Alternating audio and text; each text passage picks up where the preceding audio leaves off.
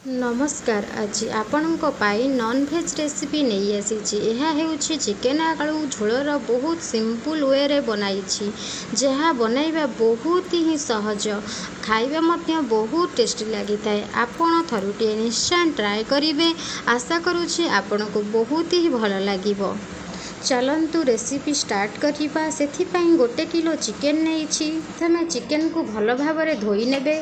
एथरे भल लुण, हलदी, फाळे लेंबू, half spoon सोरिष तेल पकाई गोलाई नेबे। किछि समय पई रेस्ट देई चिकेन पई आवश्यक थिबा समस्त सामग्री रेडी करिबा। मु रेडी करी नेइछि। प्रथमे बिलाती, अदा, कंचालंका, रसुण, धनिया पत्र, पियाज, आलू 2टा नहीं जाइछि पेस्ट करी नेली। तापरे बिलाती को मध्य पेस्ट करी नेइछि।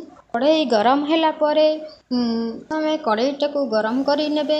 सेथेरे किछि सोरिष तेल पकाइबे। आपण चाहिए सोरिष तेल बिना रिफाइन तेल भी नहीं पारिबे। तेल गरम होला परे तेजपत्र 2टा, चीनी आधा चामच, जीरा, गोटा मसला नहीं परे कटा पियाज मध्य नहीं नेबे। पियाज को भल भाबरे गोलाइबे। पियाज जेपर्यंत गोल्डन ब्राउन कलर न होइछि से पर्यंत जारिबे। जारी होला परे बाकी थिबा अदा, रसुण, कंचालंका, गोटा मसला सहित को नहीं नेबे। अदा रसुणर कंचा बास्ना जेपरी जीव सेही भली भाबरे उची समय ताको कषिबे। उची समय कषिला परे गुंड मसला सब किछि पकाई नबा। से गुंड मसला नहीं नेबे।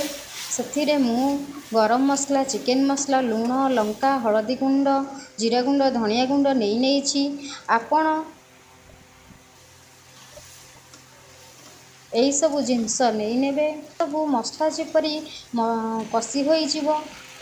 कषिला परे बिलातीर बटा को मध्य देई देबे। बिलातीर बटा भल भाबरे कषि देला परे मसलाटी भल भाबरे कषि होई जीवो। जेमे कंचा बास्ना न रहिबो।